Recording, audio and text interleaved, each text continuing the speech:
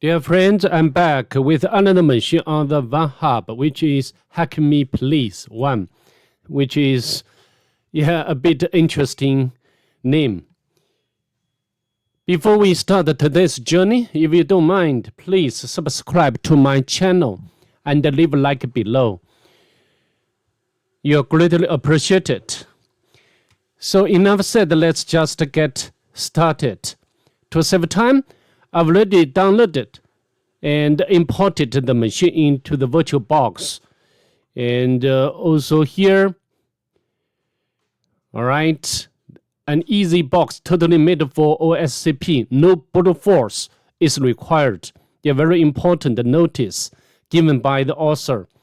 So in other words, maybe it would be better we don't do the brute forcing attack. All right. So now we can go inside the Kali Linux VM.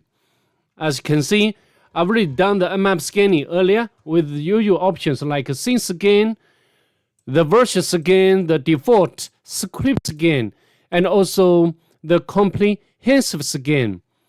And output the result into this file. From the nmap scanning results, as you can see, the three open ports. The first one is 80, which is running HTTP, and also the version information. And the next two are used by the MyCircle, and also the version information. So what we are going to do next, I think we need to try if we can use the default or weak credentials to log into the MyCircle. And MyCircle. And the IP address of a target is 252. And we can use the password root. However, access denied for user. We provide the invalid password. So next, what can we do next is to do immersion with web application. Let's launch our browser, our Firefox, and put the IP address of the target into the address bar. Because I configure the network adapter of the machine as host only, so it will not get a connection to the internet. For example, here, as you can see, because some codes of this target need to connect to the internet. However, because host only will not allow this to be successful. And for us, we just wait for this to be time out and to see what it's about. And in the meantime, we can use the command line to do some immersion. For example, Q, to see whether this site has robots file. Let's press enter. The requested URL was not found on this server. And next, we can use the Ligato to do some immersion. Ligato is a powerful tool to immerate the web application. For example, like server information, allowed method information, even sometimes can give us the vulnerability information. And also like common files or directories we can utilize. However, this case, we cannot get such a thing. So next, we can use the GoBuster to do the directory immersion, and we can put the IP address of the target. Let's autocomplete this command.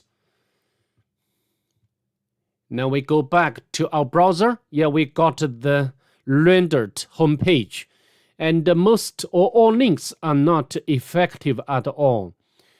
And so also you can check the source code of this page. At this moment, we cannot find anything interesting.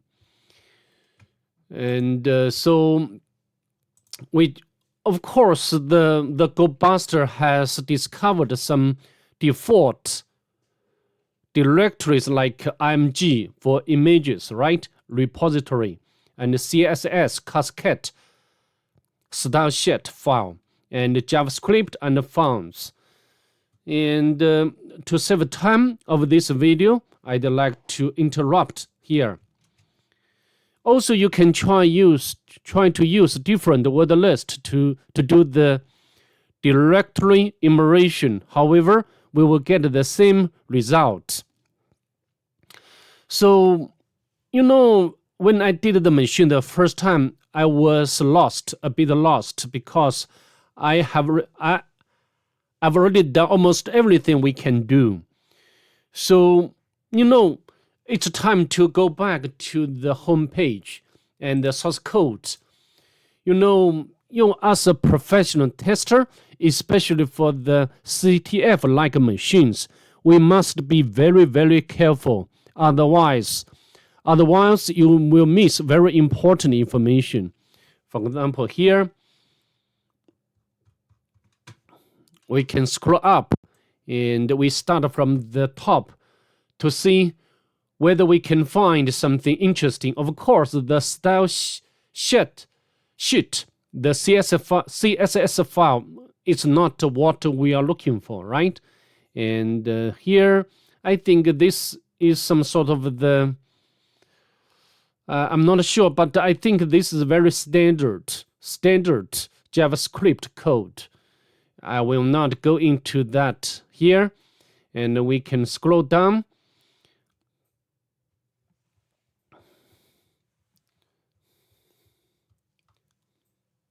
Yeah, also we have other JavaScripts. For example, this one.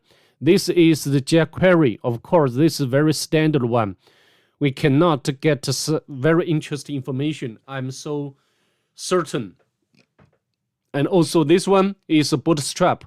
Similarly, and the data picker is some sort of the, small tool related to the date. And then the plugins, however, this one, the main, this is not standard or default JavaScript. So I think we need to go inside this code. And this is based on the jQuery.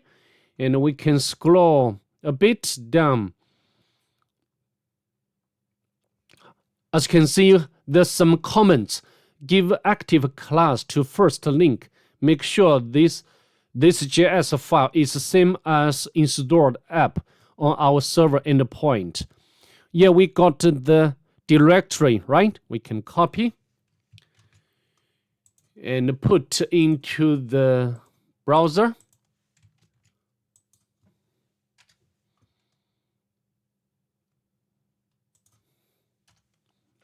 Yeah, we got the application back. And from the information here, it looks like this is some sort of the CMS or SeedDMS. You can use Google to make some research. Yeah, this is the free open source document management system. And so I think now we can try to use like admin and admin, and select English as a language, sign in, field. And also you can try to use the login bypass technique.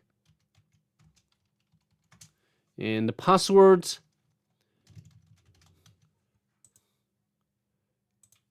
Sign in. Yeah, we get the same failure or error. So of course you also can use the Bubble Suite to intercept the request, and then use SQL map to test SQL injection vulnerability. Yeah, if you have time, if you wish, you can do that. And now, because we already know the version of the CMS, so we can use the search exploit utility to see whether there is any vulnerability or exploit for this CMS. As you can see, there are several available exploits. However, this one is authenticated, and this one I think it's not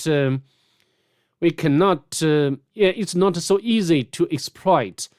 So, of course, and also the author has already told us we cannot make brute forcing.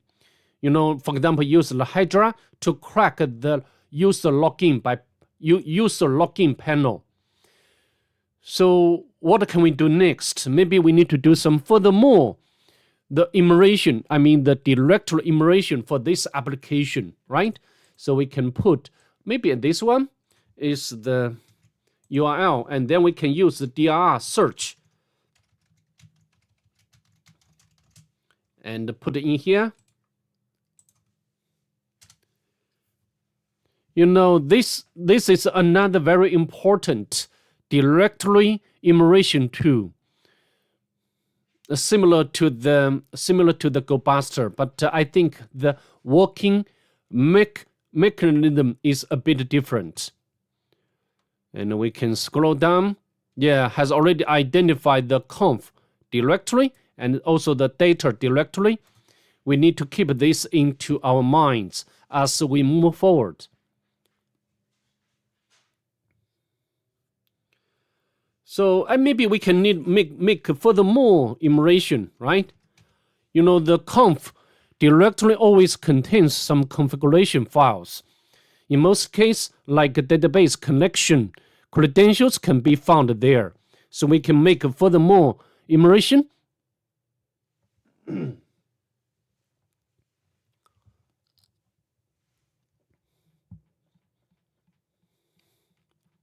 I think this machine is not easy.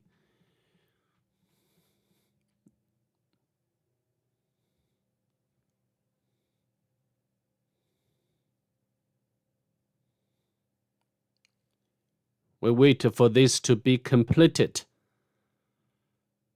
Oh, we got the settings, which is so useful and wonderful. So we can copy. Maybe we do not need to copy. And we can put in the browser conf settings XML, the configuration files. And the configuration site and some comments. We can, the authentication, enable password, the host, the DB. All right, we got the database name, which is SeedDMS, and also the user, because the MySQL service is public. So we can use these compilations of user and password to log in. Okay, so maybe we can copy the username and password. And now we can MySQL and paste in here.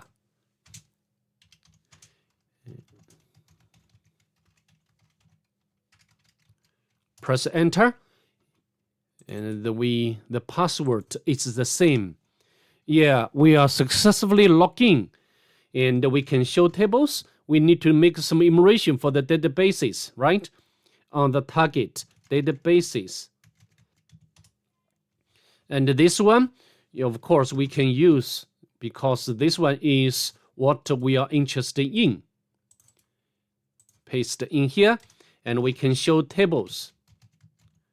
And there's so many tables, but I think this one and also this one are related to the users. Always some very important information should be located in such tables. So we can select all data from the users table. And we got the username and password, right? And we can put it down onto our notebook. And the username.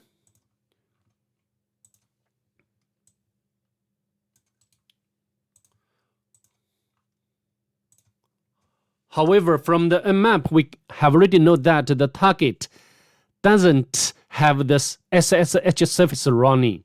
So we cannot, now at this moment, we cannot use these credentials to make initial access to the target. And also we need to select data from, or dump data from another table. Yeah, this one.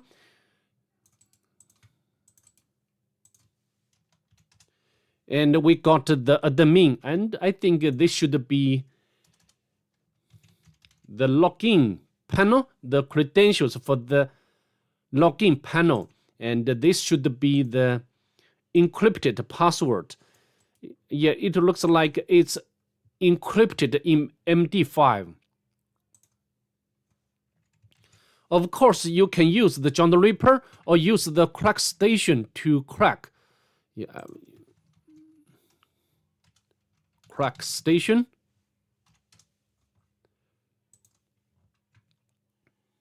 And we can put it in here. Yeah, I need to select the traffic lights. No, not this one. Verify. Crack.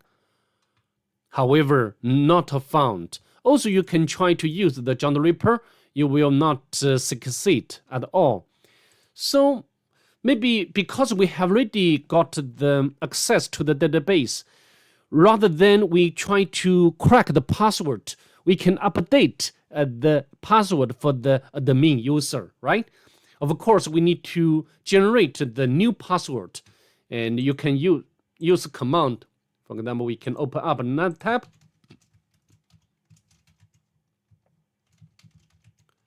We can use echo, and we can use the password 123456. Very simple. And the tunnel to MD5 sum. Yeah, we got the encrypted password. We can copy, and then we can go back to the database, the MySQL. Then we can use the update. Update which table? Yeah, TBL users. And set PWD to the new password. Of course, this should be encrypted. And where ID is 1, right? So now I think we can log in with the new password to the to this user login panel. The username is admin and the password is 123456. And select the language, English, sign in. Yeah, we are successfully logged in as administrator. Now, you know, this is the seat or the document management system. We can add subfolder, we can add document. But access to the target. Do you remember? Yeah, we can. I use the search exploit utility. Yeah, to look for the exploits. So maybe also, of course, you can use the Google and you can use this one. Yeah, I think this should be the same. It doesn't matter. We just follow. This is not exploit. Also, you can use this one. But for me, I'd like to use this. Yeah, this instruction, follow steps provided by the author. For example, the first one, log in to the application under any folder at the document. Okay, and now we can go back to, maybe we can add a subfolder. We can, for example, like a test folder, comment, add the subfolder, refresh. Now we go back. The folder. Yeah, we successfully added the subfolder. And next we need to add a document. And we can put like a test keywords, save, and expire. Does not expire. And the version, we need to upload the reverse shell PHP file. We can copy from my toolsets directory. Of course, I've already done that earlier. We can cut out this PHP reverse shell. We can cut out. As you can see, Yeah, of course, you can get this file from the Pentest Monkey website. And after you download this file, you need to modify like IP address and port number if you want. So now we can go back to the SeedDMS. We can select and go to the working directory. Select, and then let's add the document. Yeah, no error. Now we go back to the exploit database. Of course, I do not use this one. I use the standard PHP reverse code. And now after uploading the file, check the document ID corresponding to the document. Okay, now we can go back to folder. Yeah, I think this one is, oh no, test. As you can see, this document ID, the document ID is 4. And now we can follow. We can go to this directory. We can copy. Yeah, copy here.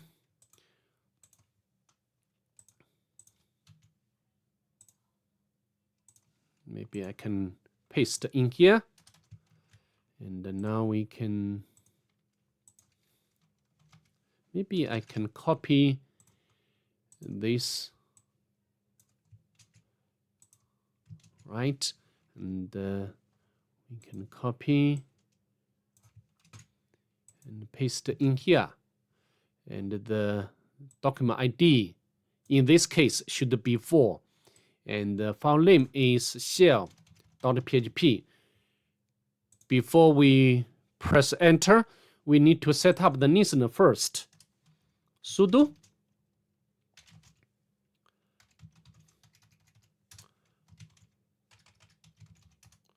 all right, and then we can press enter. Weird, not found. Not found. Not found. Very weird. Oh, one.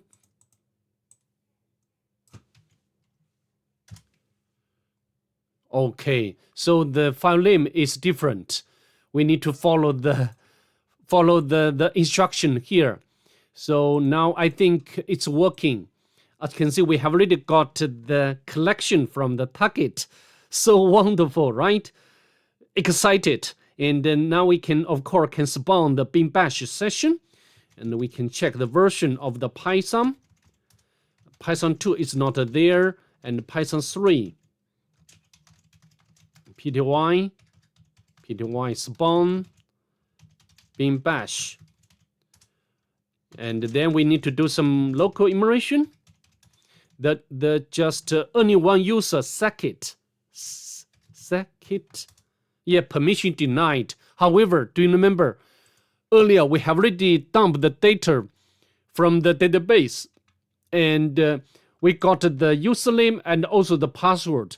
Maybe we can, maybe because of a misconfiguration, this password is reused, right? And so we just copy the password to see whether this password can work or not. We can switch to the circuit and we can paste in here.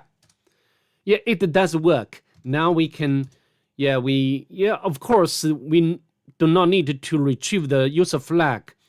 So what we are going to do next is to elevate a privilege to, maybe we need to, I'm not sure whether we need to get user flag. I'm not sure about it. Okay, anyway, now we need to elevate a privilege. I think the first thing we need to check is sudo with L option, and we can paste the password. Yeah, we can run all commands without supplying the password of a root user and to run the privileged commands, which would be very, very easy to elevate, right? and we can run sudo and bin bash. As you can see from the banner, we have already become the root user. Then we can navigate to root directory. And then, of course, again, we do not need to retrieve the root flag. So, of course, we have already completed this machine. And yeah, this machine is not so easy. Anyway, it's pretty much it. I hope to see you in the next one. Bye. Have a nice day.